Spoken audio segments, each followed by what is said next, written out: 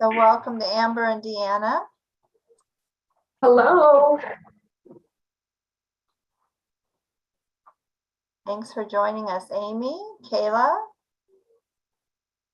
Kind of like church, we all start arriving at the last minute here. You know, with Zoom, we can be walking in just at their couple minutes ahead. So for our presenters, we're going to wait just a little bit longer. Get started. We've talked weather, we've talked cross country. Anybody got anything they want to share for a minute or two? I have a new grandbaby. Yes. We're pretty excited. I'm surprised you don't have a picture for us, Sherry. Well, you know, my daughter actually finally went and told people on Facebook today, about an hour ago. I'm like, oh, thank goodness. So Good. She is adorable. thanks. I'm excited for next week. I'm going to go spend about 4 days there. So that will be fun. When Daddy goes back to work, Grandma gets to go have some cuddle time. Good, good, good. We like hearing about newborns.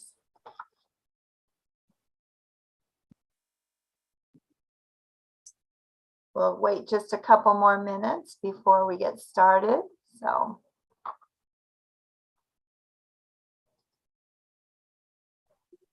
Just a reminder, if you have questions or comments or thoughts, feel free to enter those in the chat box, which is located at the bottom of your screen in your toolbar. We'll be monitoring that if you have questions for our speakers this afternoon. So.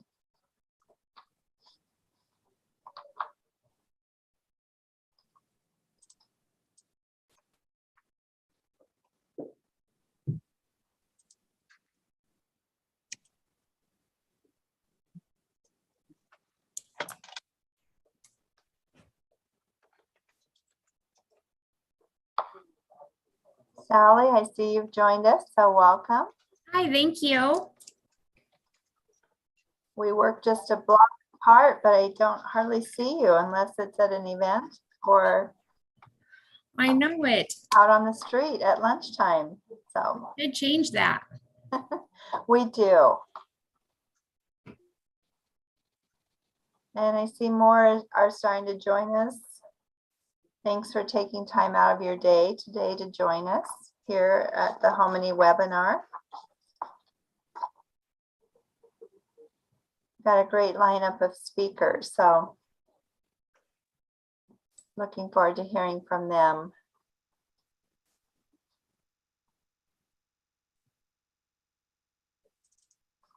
We'll give another minute and then we will get started. Good, how are you? I'm busy. That's good. Or no, that's so good, good. Well, I think the appropriate word would be swamped. Mason, make sure you're muted. You going after that Kimmel work?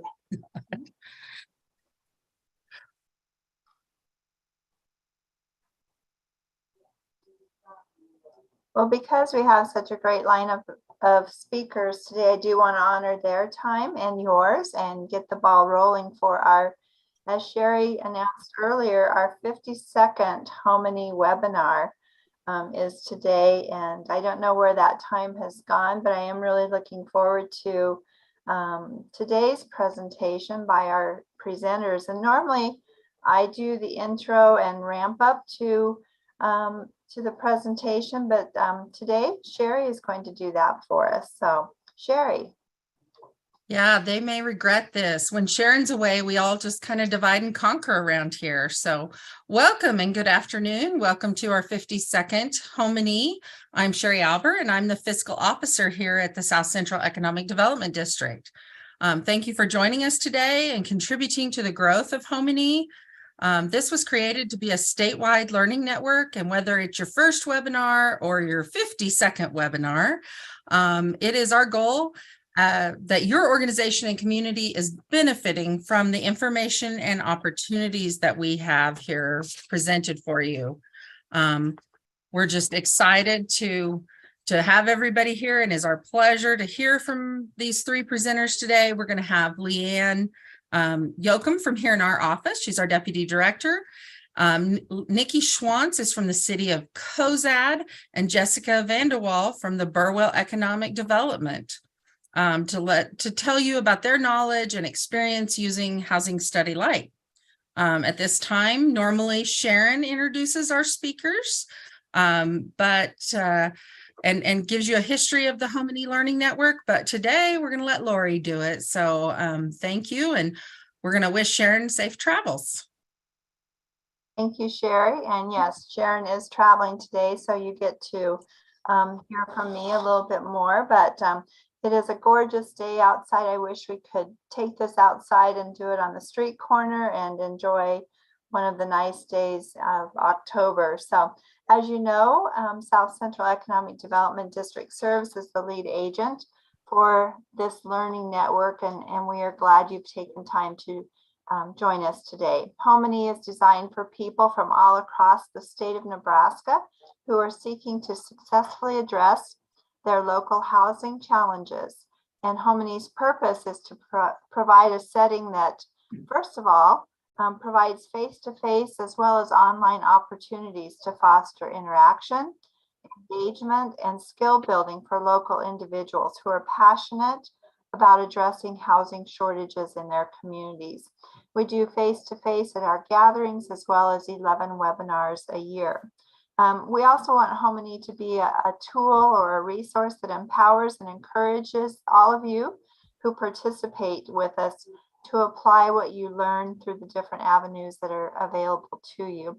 We don't want you just to join us once a month and then say that was great and then never do anything. We really want you to take what you learn and apply it locally. It's not a one size fits all by any means. So thank you for joining us. And today we are joined by Leanne Yoakum, Nikki Schwantz, and Jessica Vanderwall. And I want to take just a moment and tell you a little bit about each of them before we begin. Leanne is the Deputy Director of South Central Economic Development District. And upon graduation from the University of Nebraska at Kearney, her career took her to Offutt Air Force Base in Bellevue for 14 years, where she managed recreation services and facilities as a civilian who proudly served the military community. She returned to Kearney and UNK and then oversaw the operations and marketing of the Residence Life Housing Division on campus for nearly 8 years, and also pursued a master's in public administration, local government from the University of Nebraska at Omaha. Leanne joined SCED in the fall of 2021 and has enjoyed learning about the economic development and the diverse resources available while interacting with communities and learning how best to meet their needs. Leanne is excited to be working in communities and engaging with citizens on projects and development and helping our rural communities thrive. She and her husband, Tom, enjoy junk hunting for antique treasures, as well as gardening and travel. She stays busy with 3 active kids with her church involvement as well as volunteering. Nikki Schwantz has served as the city administrator in Cozad for the past 3 years. Before she moved to Dawson County, she served as the City of O'Neill clerk treasurer for over 20 years. And while serving in her community in every aspect of municipal management, she is also involved in economic development and serves on the Cozad Economic Development Board of Directors. Nikki also enjoys serving her community, region, and state through Economic Development Board memberships and governor-appointed committees. Nikki is a graduate of the University of Nebraska at Kearney, where she obtained her bachelor's degree in business administration with emphasis in human resource management. Through her tenure with the City of O'Neill, she obtained her certified municipal clerk accreditation through the International Institute of Municipal Clerks. Nikki and her husband Kevin enjoy traveling to spend time with their 7 children and 2 grandsons. Nikki loves to spend time boating, kayaking, and spending time with family and friends. And our third presenter today is Jessica Vanderwall, She has served as the Economic Development Director for the City of Burwell since early 2021. She grew up in a community not too far from Burwell and graduated from the University of Nebraska at Lincoln in 2004, where she pursued business, economics, and finance. After graduation from UNL, work opportunities took Jessica to Los Angeles, California, as well as Lincoln and Grand Island, giving her experiences to learn everything she could about real estate, business, financing, banking, construction, and development, as well as state and federal contracts, all things which have served her well in her newest position. In 2015, she and her husband got the opportunity to purchase the Ord Meat Locker, and her husband was able to pursue his dream and passion for meat science in rural Nebraska. So as a result of that purchase, the family relocated to the Burwell-Ord area in 2015. Jessica's first venture into local politics began in 2019 with efforts to start a nonprofit corporation to build a child care center in Burwell. And as I mentioned, she was named the Economic Development Director in 2021. Since starting her position, Jessica has written or assisted in grant applications on behalf of the city totaling more than $600,000. So ladies, I just want to welcome you to our HomeNE network. And at this time, we're going to turn it over to Leanne. Great. Thank you, Lori and Sherry. So today we get to dive into an existing toolbox toolkit that has been around for a few years, but we've done a little updates to it, and we're going to provide a little context and background so that all of you can put this into practice. So the Nebraska Community Housing Study Light Toolkit has a great history, a short history yet, but it has a lot of potential for any community to really implement and make this useful for grant applications and preparedness to learn about your housing. Next slide. So what is this kit? This is, or do you want me to do it? There we go. Sorry, I got it, Sherry. It's just a gathering of a lot of tools and facts that can be put into data that you can process and analyze, and that you can turn around and present back to your city and village. It's survey examples, templates, all things that are just pretty much ready to go, that provide a case, about a baseline for normal questions that you would need to ask and ascertain where is the need for housing, and really hone in and aim for that target a little closer. It works best when you do have someone facilitating it with the planning. That can come from an economic development district. I see that we have a lot represented here today on the Zoom, which is great. This can be a cost saver for any city or village, because it may save you the larger expense of doing a full housing study and hiring someone. But just to be in truth and in full disclosure, you might need a third party to do some of the analyzing of data. It just depends on what skill sets you might have on a committee, your council, your city clerk and things. But if someone is pretty savvy with Excel or statistics analysis, that is not me, then you might be able to manage some of this on your own. But we just put that as a way to maybe reference and preface this, that might be necessary to fully get advantage and to analyze all the data that you can gather. Next slide, and I will do that. I keep saying that, and then I'll do it myself. There we go.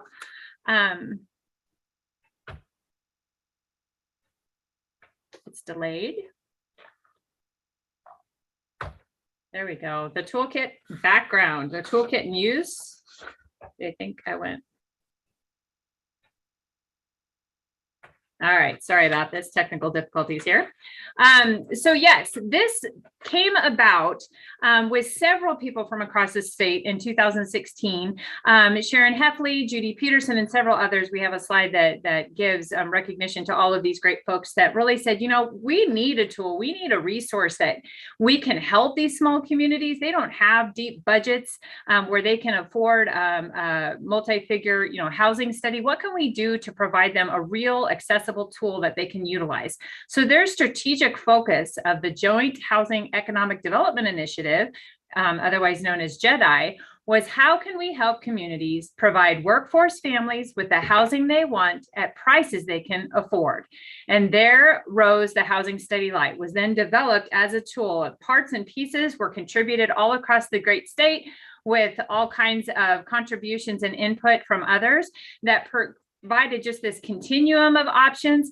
It gave smaller communities an opportunity to get the benefit of having a study and being able to apply it. If they had some man hours and some time, it's still going to take that.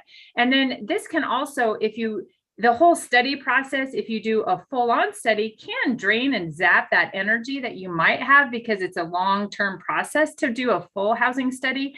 This might be a quick, according to the name, a lighter way of approaching it, where you can send out some surveys and get some immediate results and really just keep that momentum going. The toolkit was assembled over those couple of years and launched in 2018. And now it is recognized by the Department of Economic Development as a viable tool that you can state in your applications for both the Rural Workforce Housing Fund as well as the Nebraska Affordable Housing Trust Fund applications. Those are those two alphabet soup acronyms on the bottom. And they recognize those as being a verified housing study. So a shout out to all those people that made this possible. Lara Husky, she's currently on and still is on the Midwest Development Housing Fund, and she chaired this. And then you can see all of those EDD, NDDs, abbreviations. Those are all economic development districts. We've got Central Nebraska, Southeast Nebraska Development, Metro Area, Northeast Nebraska, that's NENED. And we just got a whole great representation. NIFA, who was formerly of the Department of Economic Development, Sarah Dakota, and Sharon Huffley. And then recently MAPA kicked in, and Mike Helgerson with his leadership and his team, they kicked in some new census tools, as well as Sherry doing some, in our office, doing some new formatting. So we just really wanted to express our great thank you for that. And also what came about from this JEDI group was this network, was the HomeNE Learning Network. So that was also a really neat resource that came about as a real tangible tool for all of the residents, especially the rural areas, to use and implement. So the toolkit in use, this goes back to that community conversation. You first have to address what the housing needs are effectively, and then there is a process and there's a step-by-step to really go and analyze and get at the results that you need. But the first step, it's just like any step process. You first have to accept that you have a problem, right? And then the use of the toolkit is really at the next step, which is collecting that data. It is a low cost. And again, we say no cost. It depends on if you need some of that statistical analysis, or if you need to maybe, do a separate contract where someone might be local that can do some of that analysis, or maybe they're willing to do it for free, but that's why we do put that in there. So let's look at that process chart. This is, again, starting all with the community has to understand and accept, we do have a housing problem. And those leaders, it may not be the elected leaders, it could be any number of leaders that just identify it as a problem. And then you're like, well, we know it's a problem, but we don't know exactly what we need to do about it. That's where the collection of data comes in. And it's super vital that you can target and you can aim it effectively and not miss the target by assuming what a community needs. Maybe you're assuming you need single family homes, and then you go and do this result and you really find, we really just need 3-bedroom apartments. The rental industry is really what needs to be developed in our community. That's part of that analyzing of the data. And then it can go in that circular fashion. You're evaluating what resources or programs might be available that you can tap into, such as the Affordable Trust Fund, as well as the Rural Workforce Housing. And then you're developing solutions and strategies, both locally and in creating possibly applications to go after and take action and fix those issues in your community. So why are we talking about this right now? Well, timing is everything. As many of you probably know, it was announced a few months ago that a total of $1.04 billion has been awarded to Nebraska in various economic development programs. I believe the number stands at 29 active programs that just the Department of Economic Development is in charge of overseeing. And one of those big ones is the Rural Workforce Housing. And it is increased from 10 million the previous year to 30 million. So that is an exponential exponential factor that has piqued everyone's interest. And of course, we want to get geared up and ready, but it is coming quick. This was an old date and has since been updated. They just launched it. On the next slide, I've got on October 17th, they did a revision, and the guidelines are out there for public comment right now. And you can go to the DED website and pull up Rural Workforce Housing Fund draft guidelines and look for that. But they also changed, just go back to that. They also changed the match requirements, which is huge for a lot of communities. No longer is it 100% match, it's a 50% match. So what that means is a $50,000 local match can exponentially be a scale buster of up to 150,000 rural workforce housing fund that you can go in and rehab homes, or you could acquire a property, or it'd be hard to build a home these days with 150,000, but there's a lot of great things that you can do with that. But the big requirement here that they are not wavering from is that a housing study is required within 5 years. And that's where enters in Housing Study Light. So on the next slide, I cut just straight from the guidelines that's the view of the guidelines that you can find right now. And it is right around the corner. The letter of intent is due on December 7th, and the full application is due February 6th. And if you see right on letter E for a housing study, it is a threshold requirement. Without one, you will not be able to hit submit, or you won't be reviewed. So you must upload a current housing study, and we're going to talk about how these different components work for that. So where do you find this tool? You go to HomeNE.us, and it's in one of our browser. It's one of the top menu options is the Housing Study Light, or you can just scroll down on the home page, and then you just simply hit download Housing Study Light Toolkit. So what are the components of this toolkit? The first step is, as many may be familiar, there's a ton of resources in our census data. That is called the American Community Survey data. That was one thing that we had to change from the 2018 version, is that some of the census tools and trackers online have changed.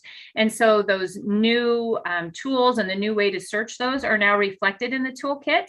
And it talks about housing conditions and the simple things that you can find easily, and you can compare it from one decade to another, which can be super powerful. We've got the navigation guide on how exactly to look for it and what search engines and things to look for, because if you've ever gone to some of these federal government database websites, they can be overwhelming, and it's sometimes hard to get at the exact answer you want. So that's where this toolkit tells you exactly how to go about getting your answers. And then you can benchmark it against housing stock sustainability. You can even compare it to a neighboring community if you wanted to, and say, look how much disparaging our inventory is compared to this community. Then what it has a component is a windshield assessment, and that's just as it sounds. That's you driving around. You can even use a smartphone if you develop this as a survey tool yourself, like with a Survey Monkey or Constant Contact. And we've got the example of the assessment, and you can simply go through and check off the boxes and indicate what is the conditions of our worst housing. And then you can download that into an Excel spreadsheet. And don't worry, we're going to go into a few of these more in detail. And then you've got housing surveys for various audiences, just general residents, just pulling the residents of where they're at with their housing conditions. And then you've got it from the employer's perspective to make sure that you're addressing workforce housing needs. Employees, this comes into play because you might have a huge section of your workers that are commuting from 20 or 30 miles away that they could be living in your community, but can't because there isn't enough housing inventory to support that. Landlords, where are they at with the condition of their inventory that they own? Many landlords own more than one. You can get a gauge for how much they're charging for rent. And then you can also see how hard is it for them to fill vacancies. Most of the time we've ever done this, they say it's not hard at all. That's the box that they check. And if they ever have any, empty units, and they say no, which shows that there's a large demand. And then you can also do it from a lender's and a realtor perspective, just to see the demand on housing loans and how quickly housing is flipping on the market. And on the next slide, we've got an example of this. So there is various survey tools that are out there. We have used Constant Contact in our world, and this is no, corporate endorsement intended for any of these. But we are currently using SurveyMonkey. We have found that the functionality on that for most of our surveys has been worth the expense and the investment for us to do as a monthly expense. It's, a monthly charge subscription service. And so we've established these surveys in SurveyMonkey so that we can do a unique link and we can send that out to a community. And that's how we are serving our communities that are in our economic development district, is that we're able to do that. I wanted to show up in the upper right-hand corner. You see the SurveyMonkey Genius. It says estimated completion rate. That's just us playing around with that number. But the other point is estimated time to complete. Just for the landlords, they estimate that this survey will take 5 minutes or less, which is important. They're very quick and to the point.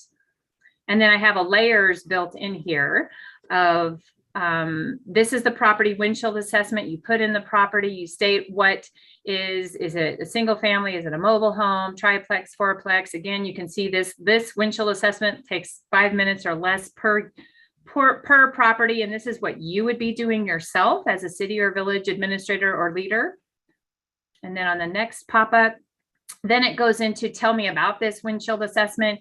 Tell me about what type of resident is it. If you know, you can look this up on GIS sometimes, whether it's owner or renter occupied. You've kind of done your homework beforehand, so you know where to do the wind chill assessments at. And then how would you rate your residents? And we have some standardized methods for you to measure these to make sure that everybody's bar for excellent is the same as everyone else's, and satisfactory, major wear, and dilapidated. And we'll show that in just a second. And then if the electronic version is not feasible for your community, we have the paper version, which is a part of the toolkit. This is what we use for Bertrand. We simply put their name at the top, but we used all the standardized questions. There maybe was a little bit of modifications. And this is where you can change this to meet the needs of your community. This is just simply a guideline. It is a resource for you to use, modify, download, and then you can make it be what you need for your community.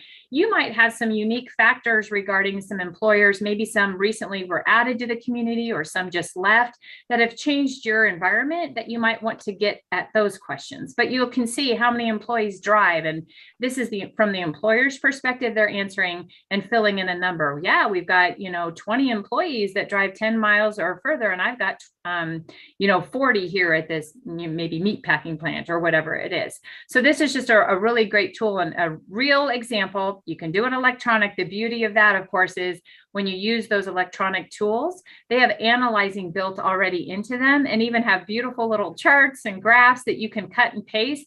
And that can become part of your housing study report, the Housing Study Lite, that you can then upload as supporting documentation for those trust fund and rural workforce housing applications. Next slide. So speaking of those standardized assessments, this we've given an example, and this is where the JEDI group really just nailed everything really well. They said, my opinion of excellent isn't the same as everyone else's. So let's give them examples. And this just puts everybody on the same level playing field. And this is why Department of Economic Development honors this, because they understand that if you're using these tools, their level and their bars are also equal to the ones that what we're expecting as well. And so you've got 4 levels that you're evaluating every property that's maybe the worst of the worst, the top 10 or 20 that you're putting on your list, that's going to analyze and show why the need is there for rehabilitation money, for example. So on the next layer here, it just goes through the 4 levels. So then you've got satisfactory. It just means that it's mostly sound, but there's some maintenance issues. And the next level is major wear. Okay, we need some siding. It looks like we need a door and some replacement. Definitely got some overgrowth, and maybe the porch is sagging a little bit, but it could be livable. And then the worst, which these just kind of look like a Freaky Friday haunted house images, but some communities have these. We've all seen them, where it is poorly dilapidated, unlivable, and is definitely an eyesore and may likely not be worth the money to rehabilitate. And so that just sets the standard for those 4 levels. Next slide. So how do you use some of these statistics that you find? This is an example of what you can find. This table isn't readily available. You create this table by diving into the American Community Survey and you pull those numbers, and then you can do a percent change. This is where if you have someone savvy with Excel, they can do a formula that can create the percentage change. And so you can see this is what we submitted for Bertrand that showed since from 2010 to 2020 that they actually from 2000 that they've dipped nearly 10% in population.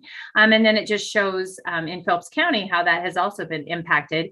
And then what this led to was a successful trust fund application where they were awarded $500,000 for a 5-plex. And so some of these examples were from that employer questionnaire. You might think, well, I don't have enough employers to poll in my community. My community is not big enough. You don't need big numbers. And that's why we intentionally wanted to show this. There were 13 employers that responded. There were 26 that we had on the list. We worked with the community. They created it and the addresses, and then they were mailed out this survey. I think it was a little over half responded. And then they were able to just tell us what is the state of the conditions. And they told us how many people were commuting. And they said, what's their current plans for expansion and if they were hindered by the lack of housing. And then some of those other charts, you can see the numbers aren't big, and that's okay. So it says the availability of workforce housing, 9 out of the 13 said it was a moderate to serious problem, that the landlord said that the availability of housing was an issue. So that was a line verbatim nearly that we put in our trust fund that shows not only did we get community collaboration, but we can confirm that the landlords agree that we don't have enough housing, and 9 out of 13. And so those are some pretty compelling numbers that you can share just by polling and using these standard questions. And I think that was the last one. And then on this next slide, this is how some of that extra analyzing can come into play. So you will have this pulled usually with any of a survey tool that you've used, whether that's Constant Contact or SurveyMonkey. When you download that into an Excel spreadsheet, it might look like the left-hand column, but you're going to want to turn it into the right-hand column. Again, it depends on which venue that you use, but then there's a perfect example of just what that can mean to you. Now, sometimes though, what you can't do easily is analyze a segment of a question. So if you said you wanted to know from the 30 respondents that said they wanted to upgrade, what were their responses?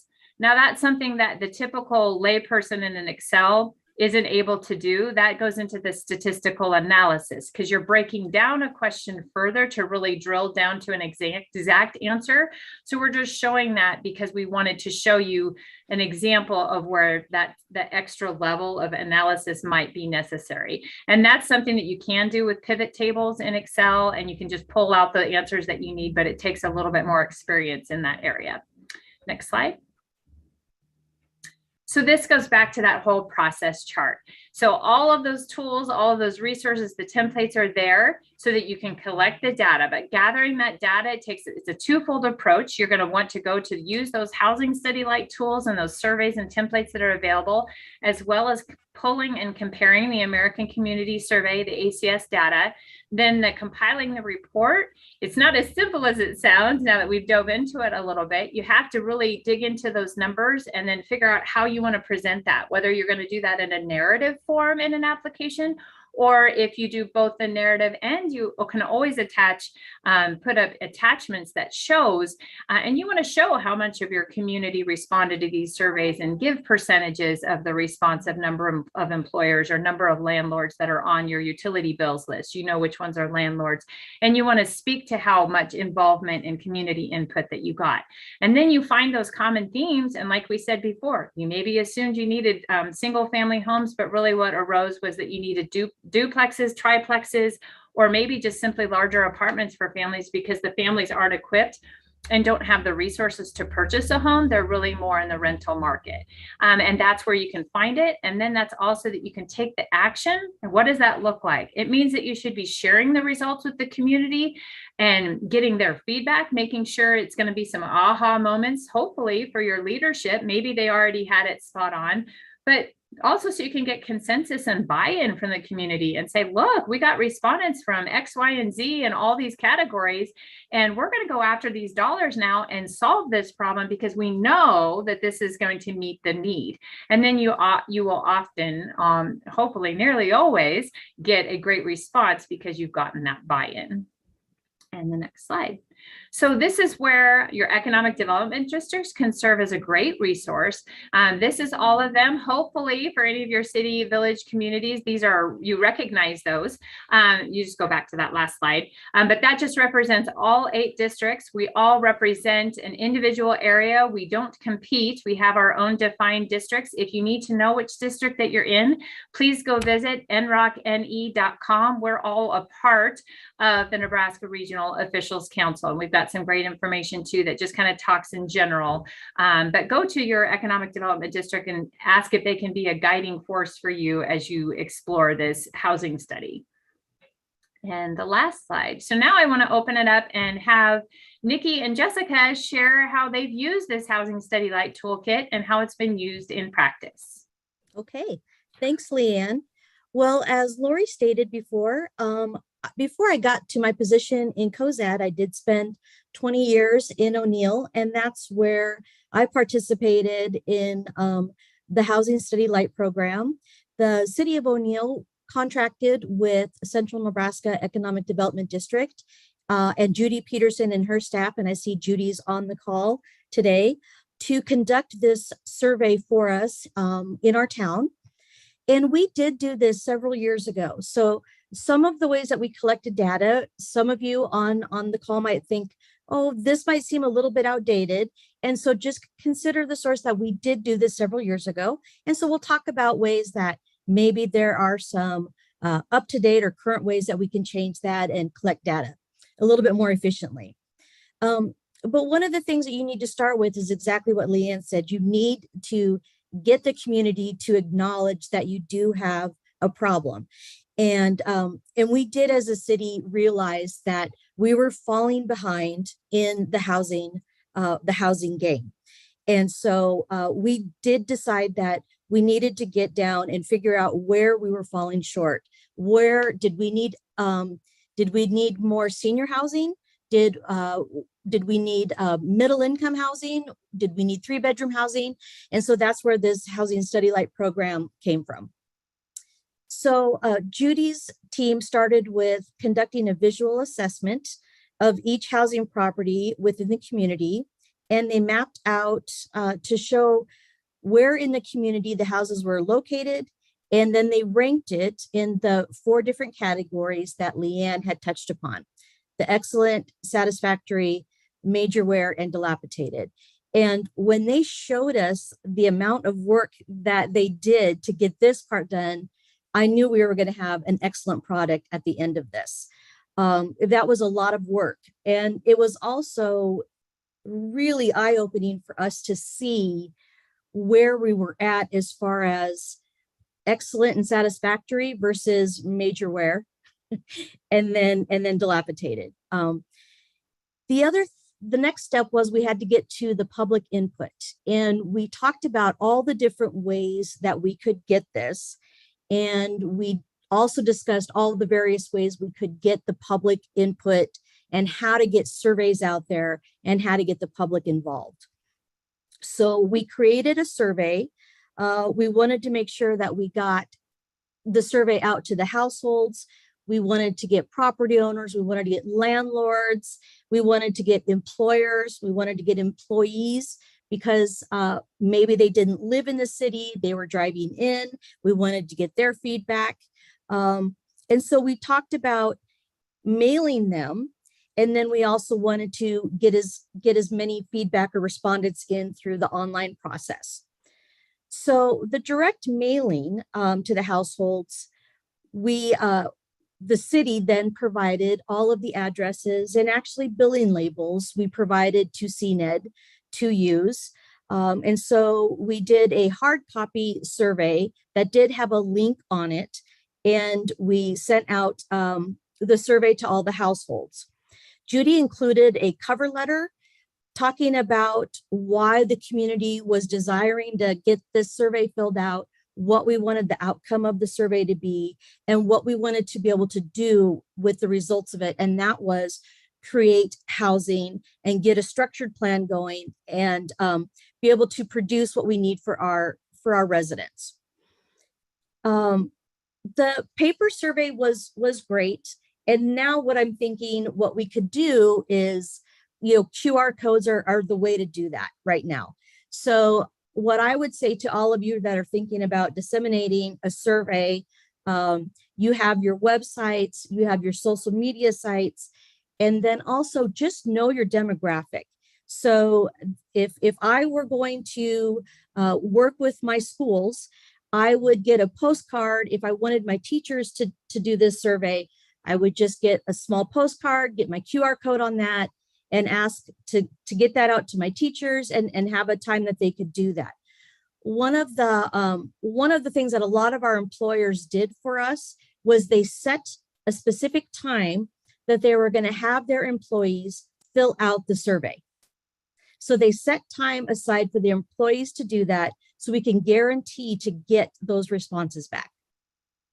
And so that was critical for us. We had large employees such as the schools, the hospital, the state, the courthouse, and they really did work with us in getting those responses back to us. Judy also felt that it was important to provide self-addressed stamped envelopes, several hard copies for the employers. She didn't just send one and say, make copies if you want to. She wanted to make it as easy as possible for the employers to get them out to their employees. So, she would suggest to all of you, just make it as easy as possible. Ask that employer, what do you need from us to get it out there to your employees? The other thing is talk to your city, ask them if they would allow the city offices or the library to be a drop-off place, or the utility office to be a drop-off place where people could bring the surveys if they were going to do hard copy when they're dropping off their bill, or if they can email those into the city, any of those situations, anywhere that you can make that easier for the people to get those responses in. And then we talked about, Leanne talked a little bit about your leaders aren't necessarily going to be your elected officials. And I wanted to state that we found that your economic development directors and your employees or your employers are going to know much more than your council members the need for housing, because they are the ones that are on the front lines, and they're the ones that are seeing the housing shortage first, because they're the ones that are trying to get people in jobs and trying to get developers to your communities to create jobs. So they know what the needs are. So it's important that your elected officials are, and your communities are working with these people in your communities to figure out if there's a need and what that is. So we need to make sure that connection is there. And then of course you're moving then on to compiling of the public data. CNED uses the SurveyMonkey collection, and then they manually entered the data, which was something I did not have the staff time to do. So we were very thankful that we had CNED to contract to do that work for us. They created graphs. They made it very, very reader friendly. You could look at it. There wasn't a lot of narrative when there didn't need to be a lot of graphs to follow. You could read that information. And it was really great as far as for being able to present it down the road. And then they did go ahead and pull a lot of census data. Judy also then met with all of the realtors so that she could get a feel for the housing market, what houses were on the market, what were their price points, why weren't they moving if they had been on the market longer than 6 months, 12 months, that type of thing. We also did take a look at rental properties and how they were moving, or if they weren't moving and why. Housing construction history. We were able to provide her, of course, with all of our building permits, and the city of O'Neill every year broke down the building permits as far as for single family dwellings, multifamily, and we had all of those breakdowns for Judy just to be able to have. She was able to gather the age of housing through the census data. The city of O'Neill also did rental housing inspections. So we were able to glean any information from that as far as with the rental housing, if it was up to code or safe. And then with the community demographics, again, you're going back to the census data. Leanne touched on that, so I don't want to waste anybody's time just going through all that again. And then for your major employers, you're going to need to rely on your Chamber of Commerce and also your economic development offices for that. One of the things that was great, because I'm not sure how many of you are working with your elected officials, but they love graphs, they love pictures, and then they just want a summary, bullet points and a summary. And Judy did a great job with that at the end of the report, and she just put together an executive summary, and it outlined the key findings of the housing study results, demographics, the housing needs identified by the public, the employer's needs, the employees' needs, opportunities to redevelop where structures need to be demolished, the number of housing units needed, what type of units were needed. And she just had all of those bulleted out. So we were able to use that study for the very first round of the rural workforce housing funds. And the city of O'Neill was funded for the first round of funds that were offered. And we were also able to take that study, and I was able to show the council the need for the nuisance abatement program, which Judy is probably snickering at home as she's listening to this. I've been trying to get the council to work with the development district on this program for a while. And, they kept thinking, I don't know that there's that much of a need. And I just really felt that it took a third party perspective to come in and do an inventory of our town and show what they saw and say to the council, you have, 342 properties that need to either be torn down or need a lot of work, or actually are out of what you have adopted as your code. And I just felt like it took that outside source to come in and say what somebody had been telling them for a year, and then they took it as, oh, okay, well, maybe we should look at this. But that's great. This study can help with that. And I didn't even realize that until I saw what Judy had put together.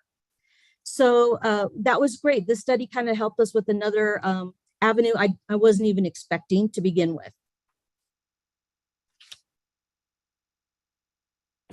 That's all I have. I think afterwards, Lori's going to take some questions. So I'll go ahead and turn it over. I don't know, is Jessie ready? Okay, Nikki did a great job explaining the process that we went through, so I won't duplicate any of that. I'll just speak a little bit more from an economic development perspective and what made us start with a housing study and then what we gained from that. So when I first started, it was like Lori had said, February of 2021, so I haven't been here for very long. I very quickly was trying to kind of get my feet underneath me and figure out what we needed to do to move forward as a community. I feel like Burwell was kind of stuck in a lot of ways with growth, with just picking a direction to go. We had several boards and organizations, and everybody kind of seemed to be going in a different direction. But at the end of the day, everybody wanted, Burwell to progress. They wanted Burwell to grow. They wanted to grow in a healthy way and a sustainable way so that businesses could be successful, families could move here and raise their families here. So I just kind of was trying to break our community into pillars of things that were going to make us successful. Housing was number one. We had to have housing. We had to have good houses. We had to have rental properties. We kind of had to have every available option for housing that we could come up with. But how was I to determine what we needed versus what we had? The other thing was childcare and school systems. Did we feel like we had adequate childcare and good school systems? The other pillar was businesses and a workforce. Did we feel like we had enough businesses? Did we feel like we were missing businesses? Did we feel like we had a workforce to fulfill open employment spots? And then our utility infrastructure, or our city physical infrastructure, streets, roads, bridges, electric systems, water, sewer, all of that kind of comes with living in city limits. And then community services. Did we have proper medical services? Did we have proper social opportunities for the community? Did we kind of create that recreation and quality of life? So that's kind of where I started. And as I started to look at these community pillars of things that we needed to be doing well to be successful as a community, I had to pick out some very small investments that could potentially turn into much larger impacts to the community. And that was kind of my approach, that as we kind of developed some of these planning opportunities, we had to start finding ways to make a very small investment that could turn into something much, much larger. And that would start to kind of turn the tide in our community and get everybody focused and going in the exact same direction. So small investment. We also contracted with Central Nebraska Economic Development District. Judy worked with myself and our mayor and just kind of explained all of the opportunities that performing housing study would open up for us. We talked to council and just kind of explained that we hadn't had a housing study done for quite some time. And as we go through and we talk about dilapidated properties and houses that need torn down and places that people want to buy and rehab, we had all these conversations, but we didn't have a roadmap that really kind of mapped it out for us from that third party. So contracting with CNED to do that was beneficial, because just like Nikki said, sometimes having a third party come in and say it means more, it holds more value, and it's a little bit more structured. So you can get better data from it, you can get better response rates from it, and you can potentially use that to move forward faster. So we went through a very similar process to what Nikki explained. And then from that housing study, immediately when Judy and Michaela presented that at our council meeting and the data that they gained from it, our council's response immediately was, we need to apply for a housing grant. And what that looks like, we don't know, but we need to use this now, because otherwise we shouldn't have, embarked on it if we weren't going to use it immediately. So we kind of gathered a small housing committee that was already in existence, and we went through the different options that we could use our housing study towards, which was rural workforce housing, and then the Nebraska Affordable Housing Trust Fund. We applied for the $500,000 through the Nebraska Affordable Housing Trust Fund. We did get that. We were just awarded this year. So we're excited to get started on that project. And just kind of my perspective out to everyone, that if you are kind of looking for a way for your community to move forward, you can kind of listen a little bit to things that are happening. And a lot of communities always circle back to housing in one way, shape, or form. It's employers can't find employees because the employees say there's no place to live. Hospitals can't hire people because there's nowhere for them to live, and so they're commuting. And so that was kind of an easy direction for me to pick. And from that direction, being able to then have a grant awarded for $500,000, we expect that that's going to make a sizable impact on the community. And then the community becomes more open to other processes in the future, just like Nikki stated with the dilapidated housing or nuisance housing program. Other things can build from small successes. And sometimes those small successes start with just a small investment in your community. And for us, that housing study was just kind of something that we used to kick off everything else that we're working on this year.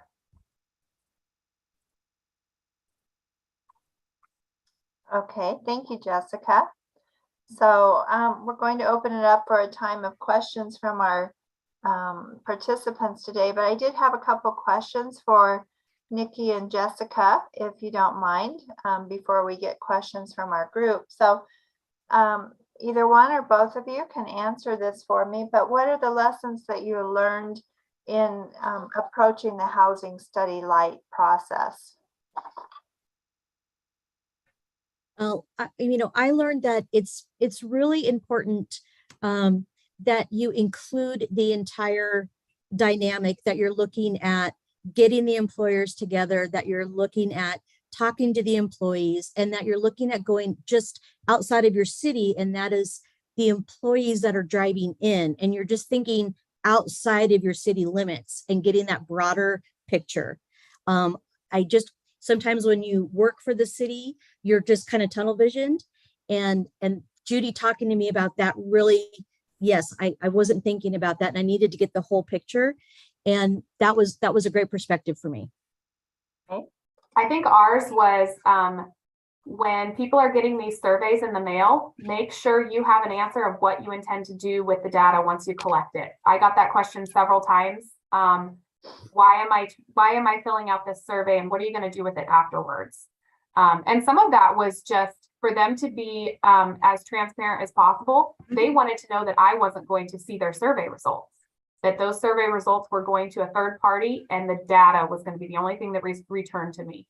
But a lot of them also were, well, what are you going to do with this, or what are you hoping to gain from this at the end of it?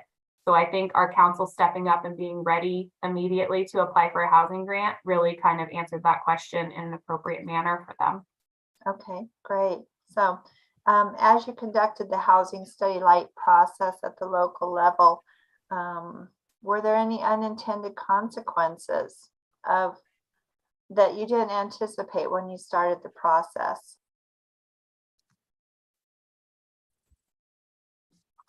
I know ours was seeing the demographic of our population change. So our age ranges, just when they pulled that basic census information, our age ranges had changed significantly. And so maybe in the past, we needed to focus a little bit more on 2-bedroom, 1-bathroom homes. All of a sudden, we had this influx of 25 to 34-year-olds that were starting their families and trying to raise them here in these tiny little houses. And so we really needed to focus on a little bit larger homes. And not only that, but maybe being able to redistribute the housing stock. Maybe if we created larger single family homes, then that would free up a smaller home for maybe a new teacher or a retired couple that is looking to downsize. So just that basic census information about our population demographics. Okay. I think for ours was, for so many years, I had focused on building spec homes for home ownership. And we were just really lacking in the rental department. And so we really needed to focus on how do we just get some rentals going. So those are the kind of the byproducts of, you got a rural workforce housing fund established in O'Neill. And so you focused on rental. Okay. Can you tell us just a little bit about that? And then I'll throw it also to Jessica to see what they've done. So with our, well, Judy and I had also worked on a subdivision prior to that, where we worked on having a little, I called it just kind of a mixed bag. So we had rent to own homes, we had market rate, and we had some homes attached to down payment assistance. And so we wanted to kind of have some more. So we had, with the rural workforce, we had rented duplexes, and then we had homes that you could purchase. So we tried to mix it up, and we wanted to let people have some choices. Okay. And Lori, I wanted to add, because Jessica and Nikki have done a great job explaining. They've really partnered closely with CNED and Judy and the team over the years. And for some communities, and we kind of touched on this at the beginning, for some communities that is a possibility to do the full-on housing study, and that's where you might contract with your economic development district, and then they might be more in the driver's seat and owning that process.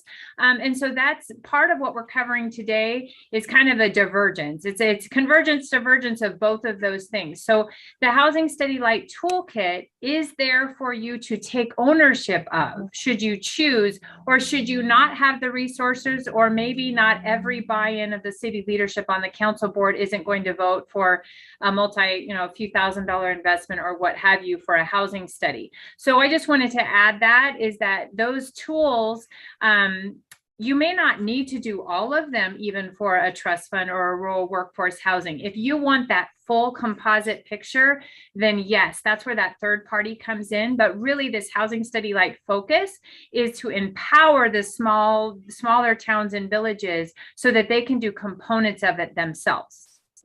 And I think I saw some questions from maybe some new organizations that are forming and coming together that might be looking to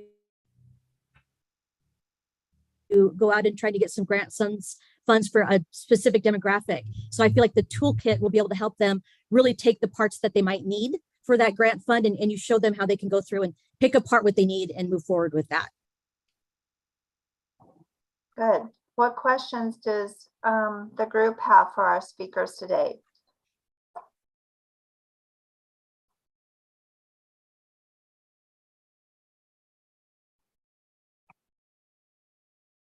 They're all ready to jump into the toolbox, I guess. Pull out the tools.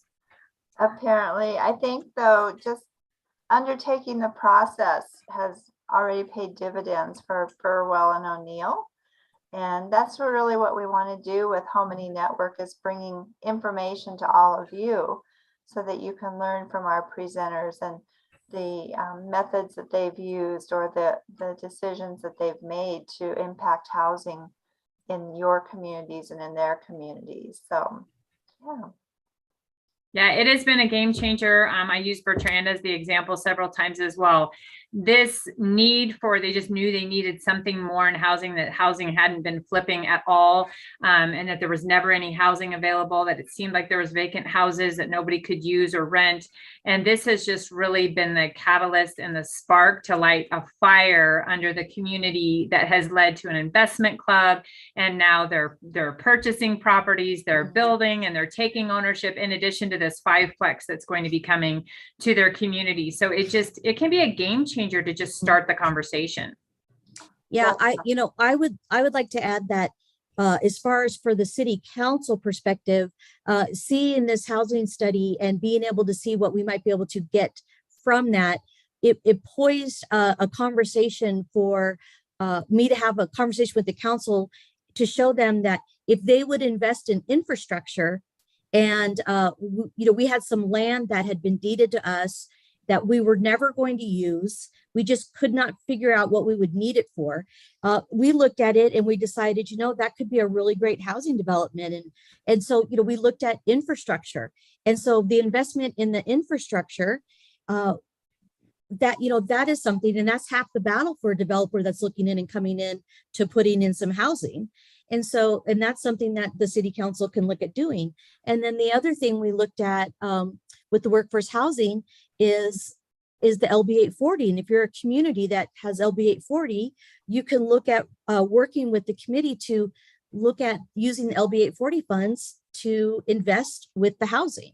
So those type of things came from this study. Yeah.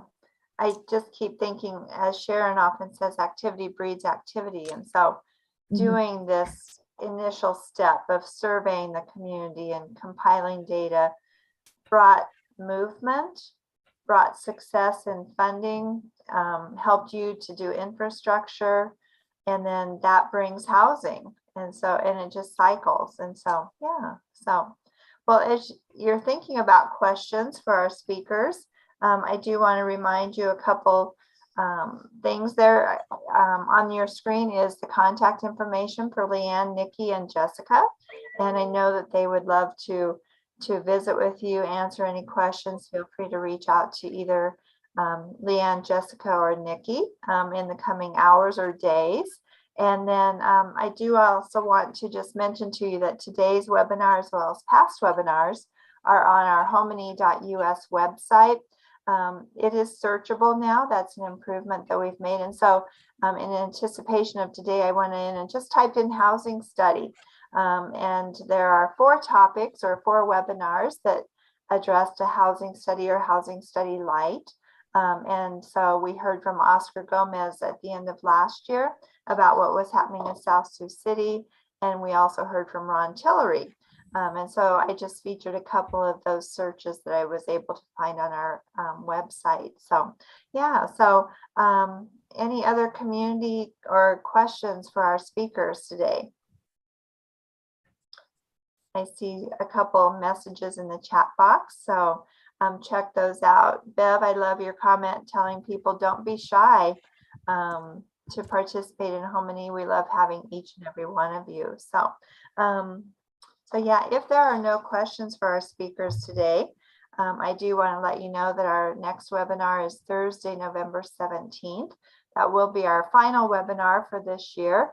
If you're new, we do not do a webinar in December, but we look forward to having you join us, and we will be sending you information in the coming weeks about that speaker and our topic. So I just want to say thank you to Nikki and Jessica for joining us, as well as Leanne.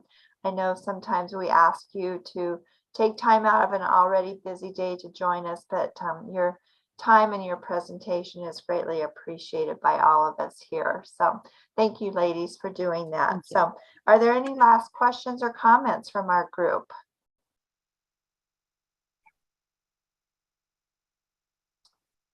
Well, if not, I just want to say thank you to all of you, and we will see you next month back here, and have a great rest of your day.